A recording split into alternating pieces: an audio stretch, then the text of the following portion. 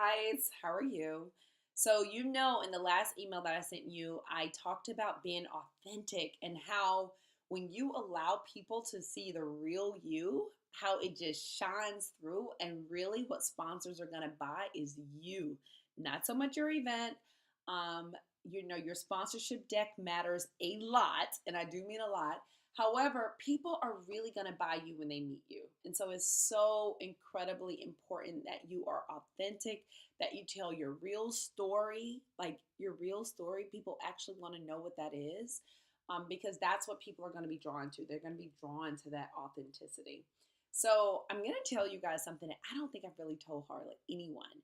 But when we first started this process of designing this shoe, the plan was not to launch this event at Harlem's Fashion Row. That was not the plan. And as a matter of fact, I had decided that I was going to do something really small this year, because I just didn't want to have to go out and raise so much sponsorship dollars. I really wanted to keep things very small and super profitable. But I was on the phone and I was talking to my sister, and she was telling me about this miracle that was happening to her. And as she was telling me about this miracle that was happening to her, I could hear God say, send an email to this venue. And it was a huge venue. Like, you only have black tie events at this venue. And so I sent the venue an email. They emailed me right back. I went to go take a look at it, and I was just like, I cannot believe I'm doing this. I just cannot believe I'm doing this. And it was like, we have to launch the shoe at this event. And so now I have to go back to Nike and pitch this event and ask them will they come on board as a title sponsor for this event, and we need to launch the shoe here. And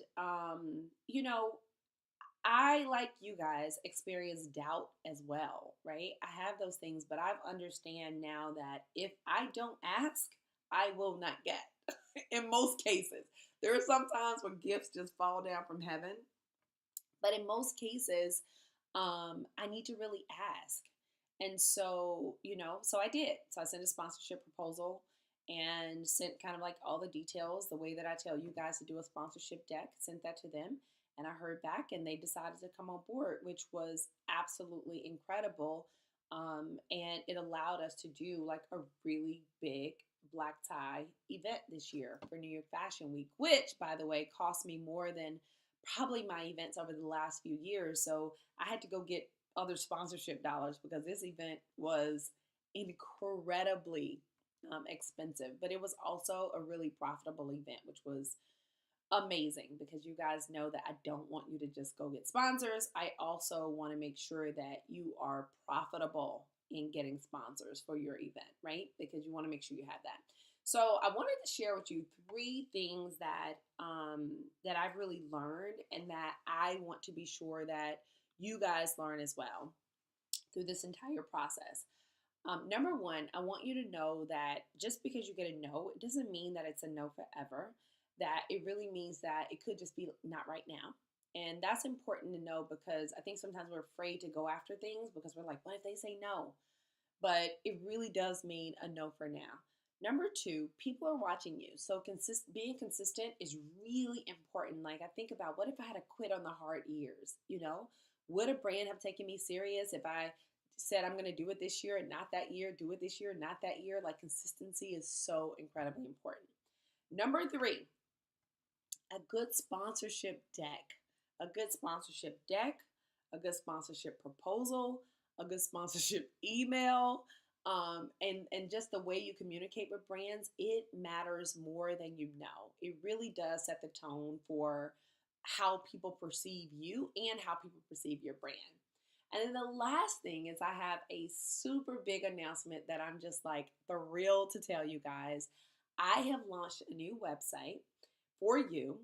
And it really is there and it's loaded with all the tools that I use. I did not produce tools specifically for this. These are things that I use every single day.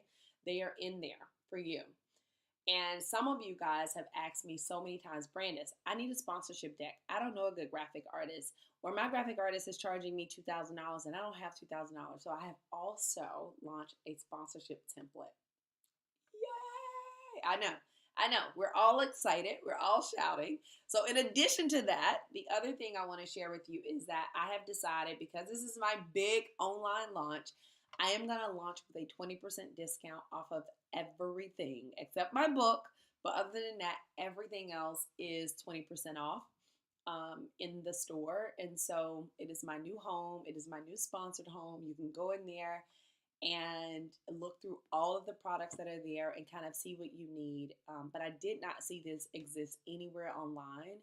And so I wanted to create it, and I wanted to create it for you because I understand how hard it is when you don't even know what a sponsorship proposal is supposed to look like, or, what a good email is supposed to look like.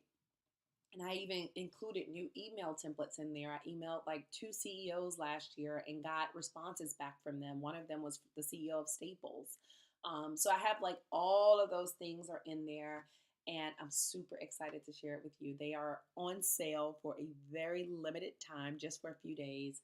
So enjoy. But more than that, let me know what you think of the new website. So it is mysponsoredevent.com. Bye, guys. I'm so excited.